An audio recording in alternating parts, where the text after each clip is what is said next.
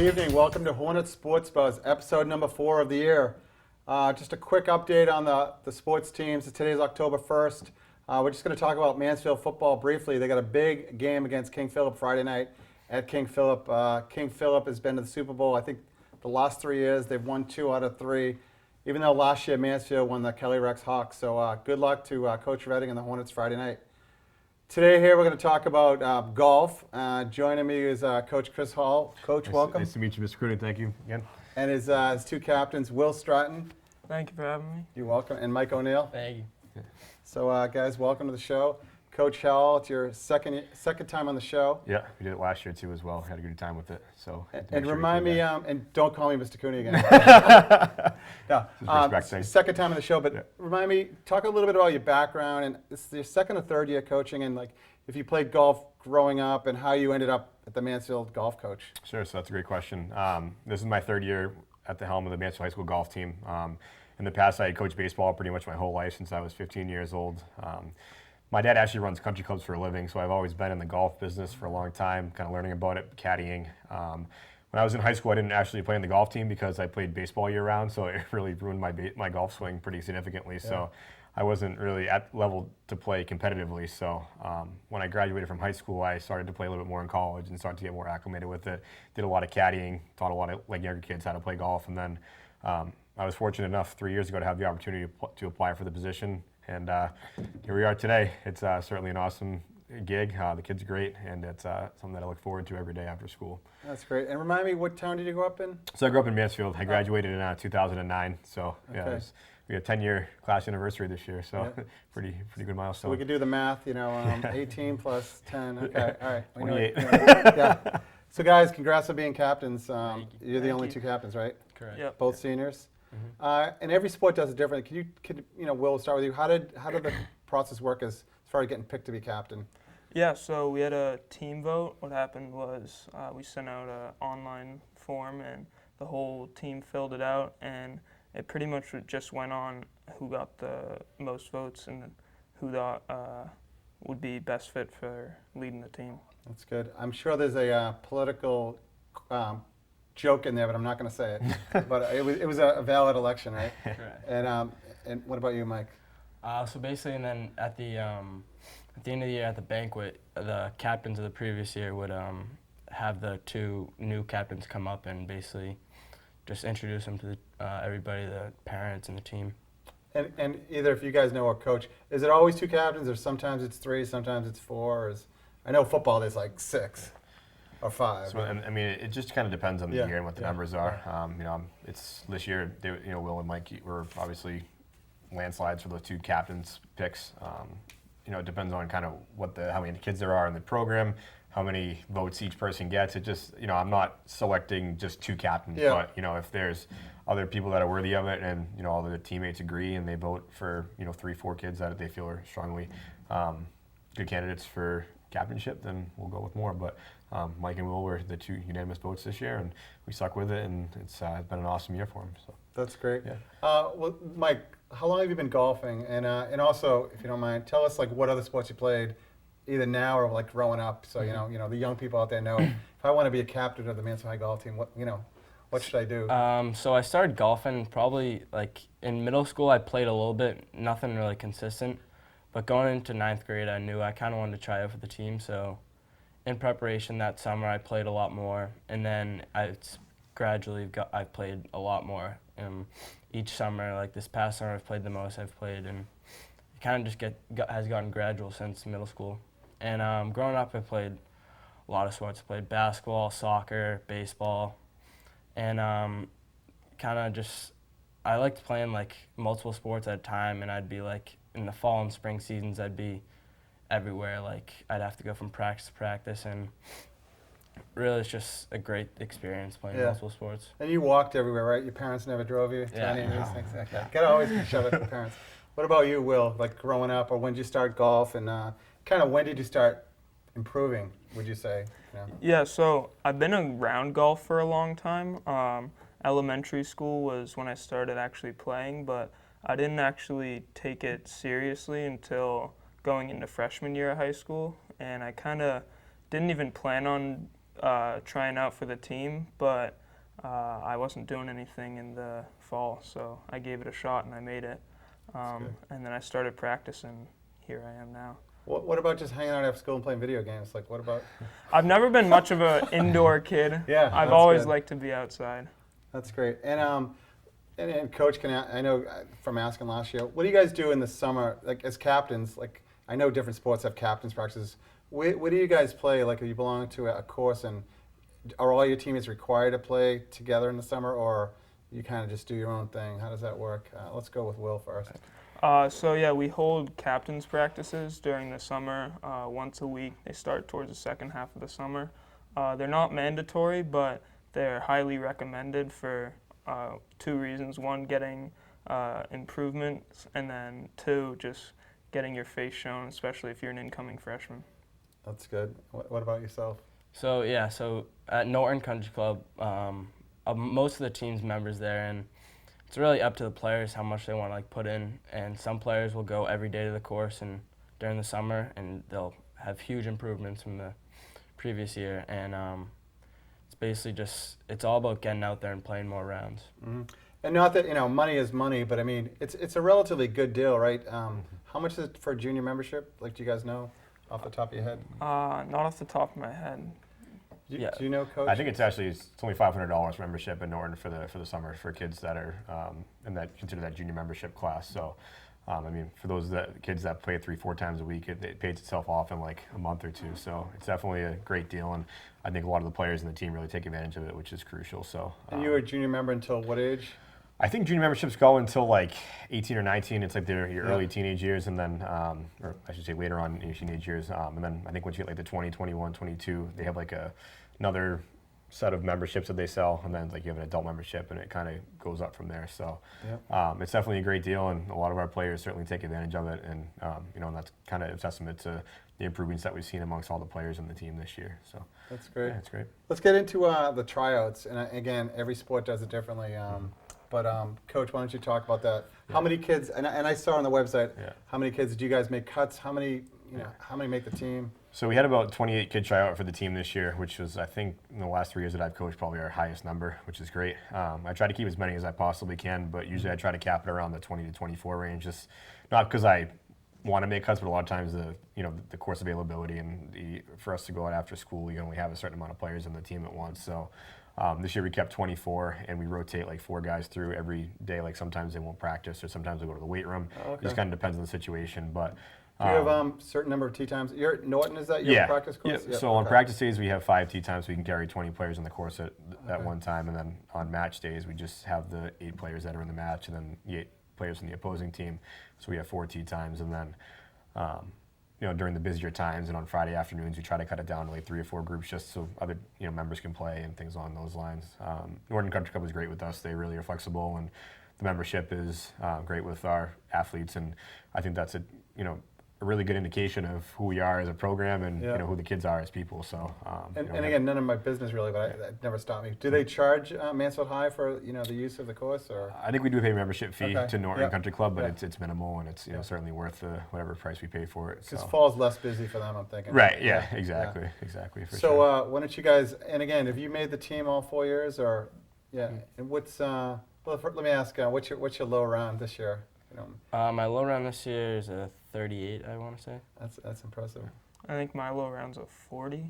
That's really good. I'm not going to talk about my low round because it's not too low. Yeah. That's good. And let's Will this time. And again, I know we're going to talk about how well you guys are doing, because I don't like to give away the lead because Right. you guys are doing very well. But talk about how many play. I think Coach said 8 play in a match. How many? Talk about the scoring system in golf for those people at home. High school is a little bit different than watching Tiger Woods on TV because it's all individual. Like talk team scoring in golf, if you don't mind. Yeah, so 4 groups, and each group has 2 players from each team. And what they do is they pair up, 1 from each team, and then they hold each other accountable throughout the round. And then at the end of the match, when everyone comes in, you take the best 4 scores, and then whoever's lowest wins the match. When you say hold people accountable, do you mean make sure they don't cheat, or? Correct. Yeah, that's good. That's good. And Michael, let's see. usually you play 9 holes. Do you guys ever play 18 holes in a match, like in high school? No, it's always 9. Just usually because like time limit, especially. Yeah, and again, this might be for coach, but I think you have 24 kids. I think you said it, or I grabbed it from the website. And how does it work, the pecking order? I'm sure we'll talk about individuals later, but how do you determine, like, okay, I'm facing all Rames tomorrow, which I think that's right? Yeah, correct. Okay, That's good. see, I did a little Just studying. That's good. but how do you just, your top 2 or 3 might be obvious, might not, but how do you determine who's 7, 8, 9, 10, who's going to be in a certain match? Right.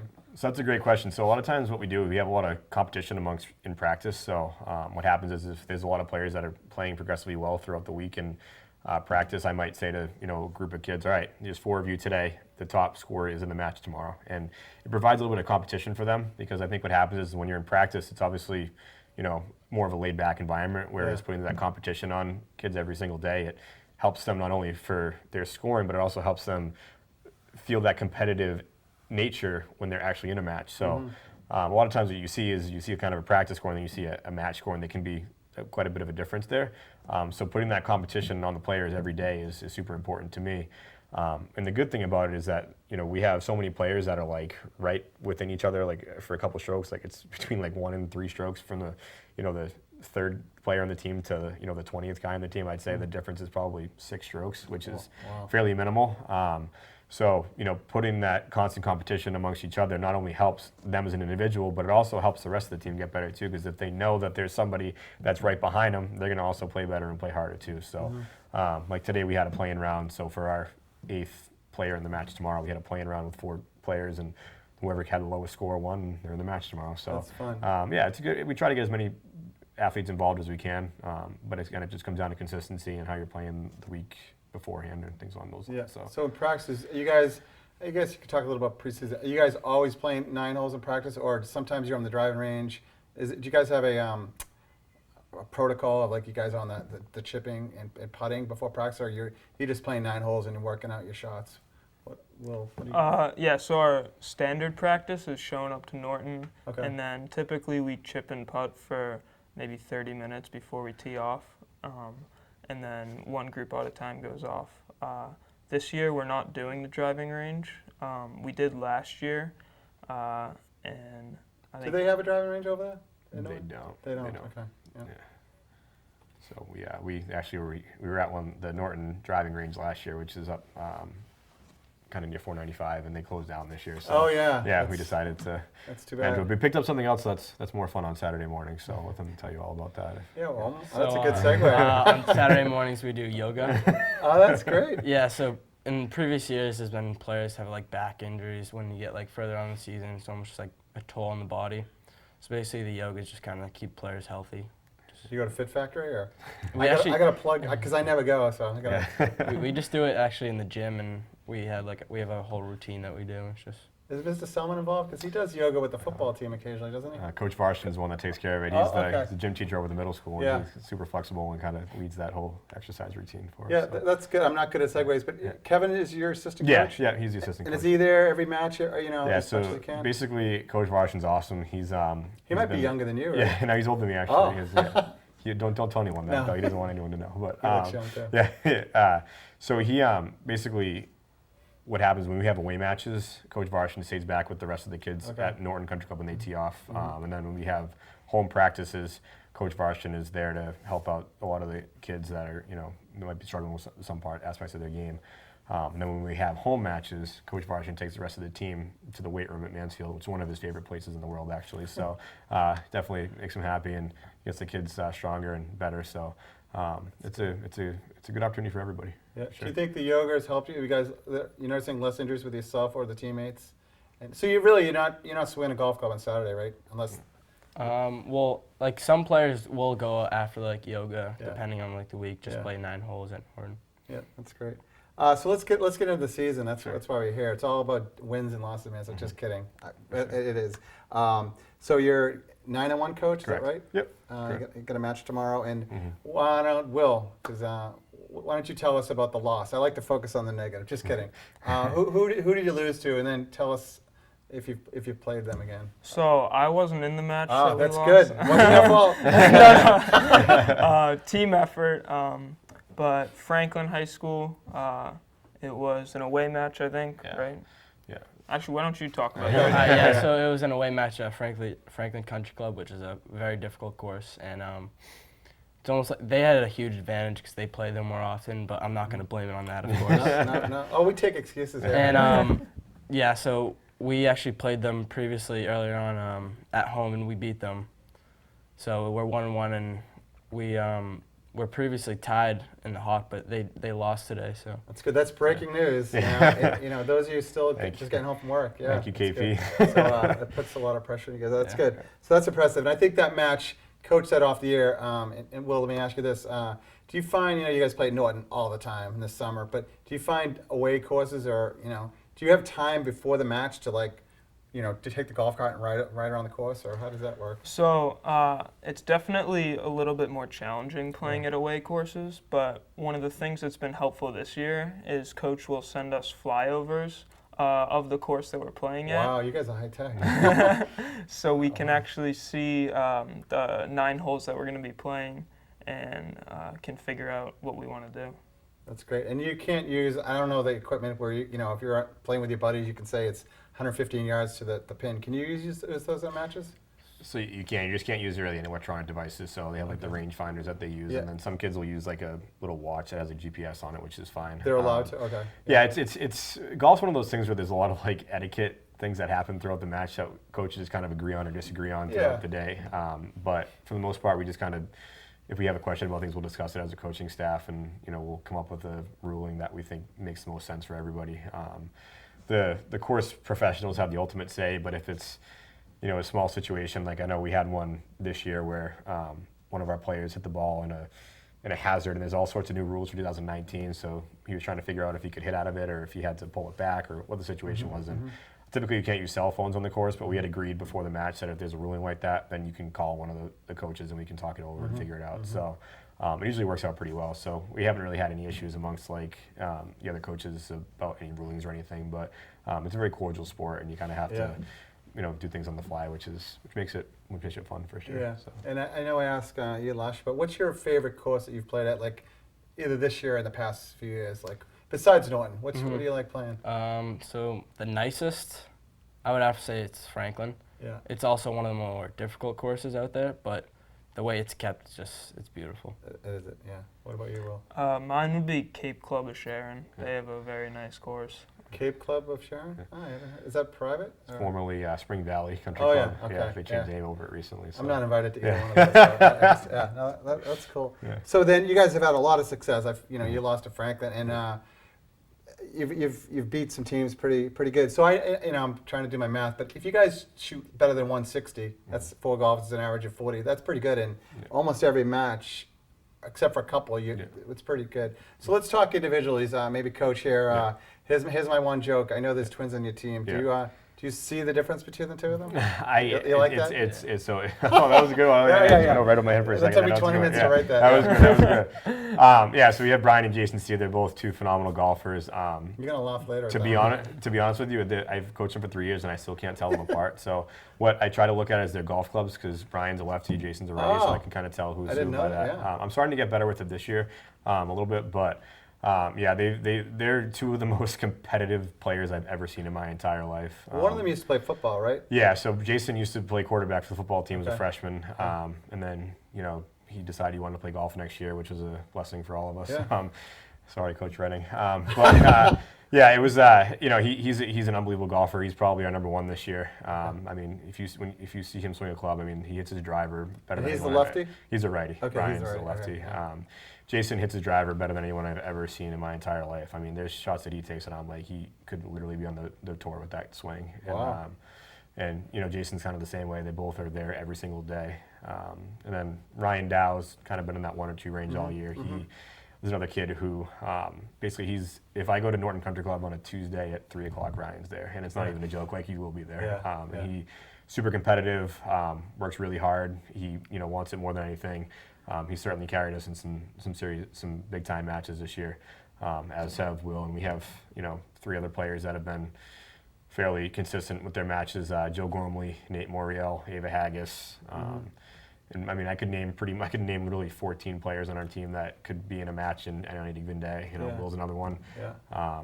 Now, the ones you just mentioned, the C brothers and Yeah. Ava, are they juniors or? Yeah. So you only because yeah. it's all about next Yeah. year. You guys, Yeah. you know, Right. I'm just kidding. So we have a very strong junior Yeah. class, and then Mikey and Will obviously kind of top out the senior class. Yeah. We have a couple sophomores that are coming up who are very good as well too, and then a few freshmen that are kind of working their way up as well. Yeah. But I know we talked about it kind of at the beginning of the year, but I think the amount of improvements that we've seen from the team from last year to this year is like astronomical.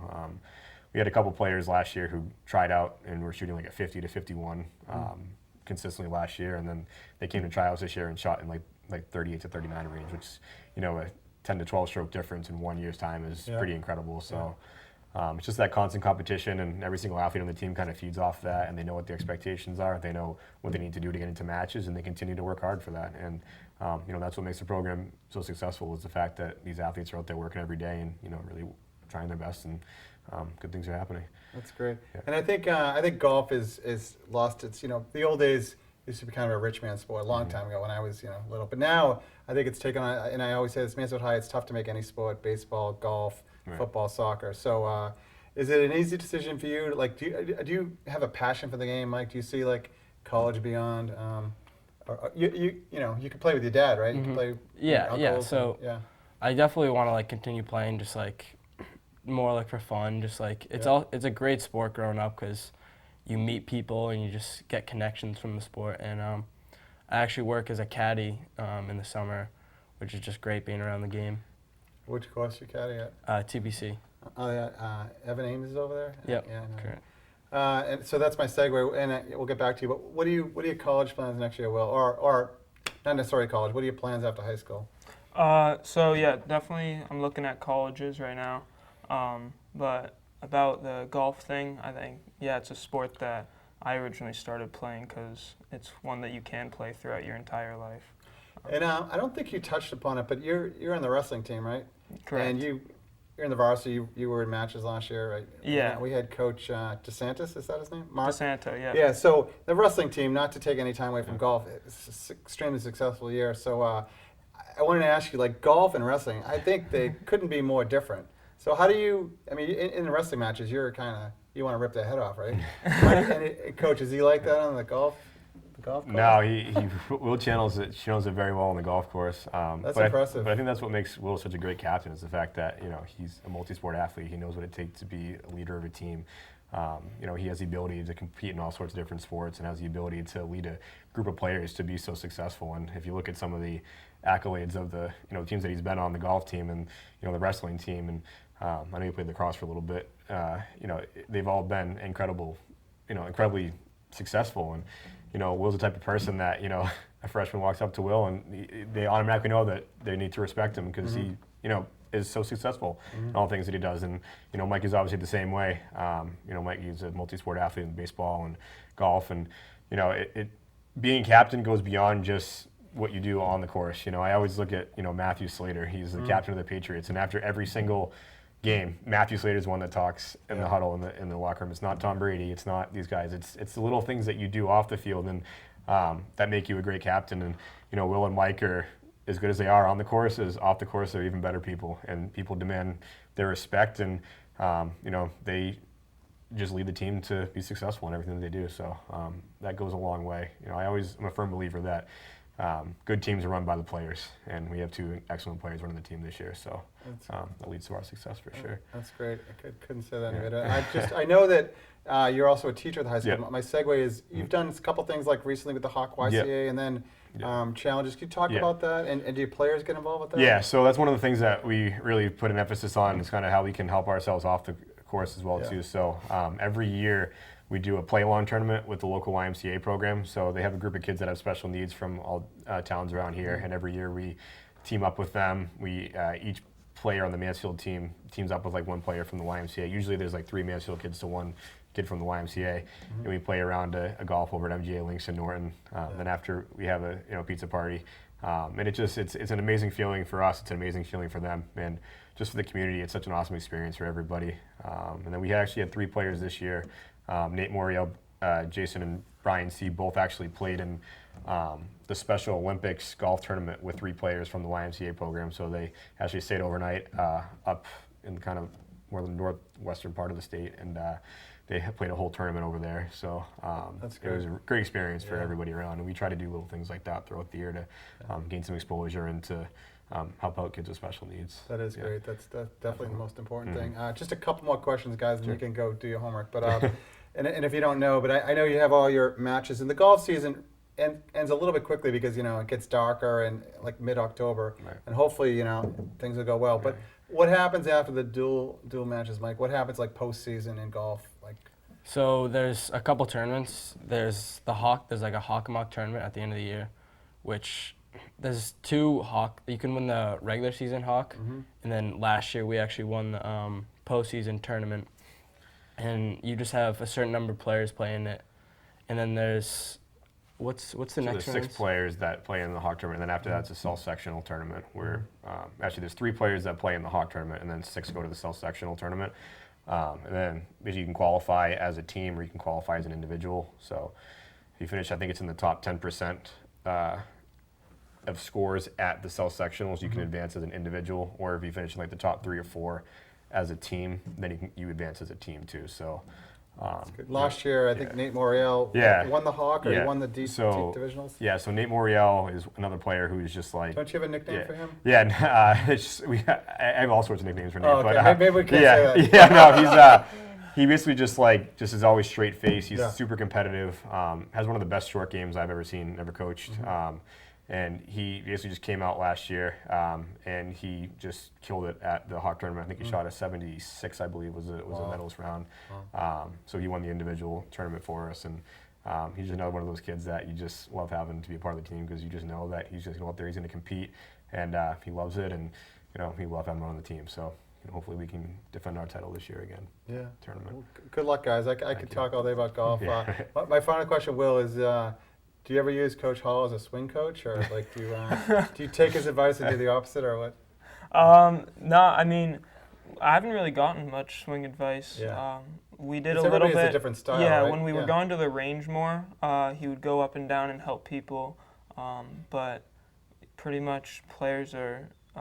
He's letting us do our thing this year. That's great. I think one of the things that I kind of focus a lot on as a golf coach is more the mental side of things, like how we can adjust. And the season's so short that last year when you're trying to make a huge mechanical adjustment during the Yeah. season, it actually kind of messes up the players Yeah. a lot more. So a lot of times what I'll do is just kind of focus more on the mental aspect of things and how to manage the course, and because you don't have enough time in the season to sit there and be like, all right, you need to do this, you need to do that, and then you start getting in their head, and then Yeah. they start having a couple tough matches. So we kind of ixnayed that this year, and I kind of let them do their thing, and then if I kind of drive around, I'm seeing some things about course management or just like little things that we can adjust. I'll really put a big emphasis on that. So Great. yeah, it seems to work out pretty well this year. Yeah. So I do have one more question for you, Mike. So and Coach Hall can answer this, but like in matches, is there a certain team that you like to play with? Not excluding anybody. In other words, not necessarily like your best friend, but somebody you feel comfortable playing that or do you don't really care who you paired up with? I don't have a preference. Yeah. I'll just really doesn't matter to me. That's a good answer. Yeah. So I guess for strategy, say you're going against Franklin, Mm-hmm. and just do you always put your number 1 and 2 together, or do you sometimes put separate the C Yeah. brothers? Or, not saying the number 1 and 2 are. it's actually really funny you mentioned they that. don't snap their club. We, No, I tend to match them up personality-wise, Yeah. who I think fits personality. I actually, it's funny you mentioned that. We played Taunton the other day, and there was a threat of rain coming in. Yeah. So what happens in that situation is that if you just have to have 2 groups finish. Okay. So in that situation, basically what I did was I just put or historically throughout the year have been our top 4 scorers Okay. in the first 2 groups. So that meant that Jason and Brian were teamed up together in the one group, and I had to tell the other coach that there might be some sort of fist fight or something among us, but between the two of them? between the two of them, and it's all for the right reasons Yeah. because they're super competitive, Yeah. they're super into it. They they just love golf and they love being competitive. They love to win. Yeah. So and I respect it so much. I really do. Yeah. It's just sometimes that can play a detriment to the team too Yeah. because if other kids are seeing that type of body language, they might not take it as well. But like I said, Brian and Jason are they're such good players and they're so competitive that you can't teach that. And I respect them big time for it. But Yeah, it's just mainly kind of based on personalities and who kind of fits best with who.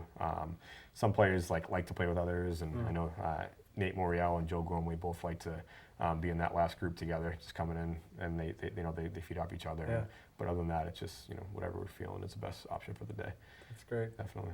Yeah, no, thanks a lot, Coach. I think we'll Thanks, wrap it up. I didn't really say, we mentioned football at the top, but I think per the record, you guys are right now the most successful team in Mansfield. I know you guys all root for each other, the football, the soccer, the volleyball team, but keep up the good work, and thanks for coming on the show. Yeah, Good awesome. luck, Coach. Thanks for having us. Thanks a lot, Thank Mike. you. Appreciate it. Thanks, for Will. having us. Appreciate it. Thanks for having us. Thanks. Really appreciate it. Thanks, Thank Chris. you. And I always say, if invite you back, you guys come back. All right. Yeah.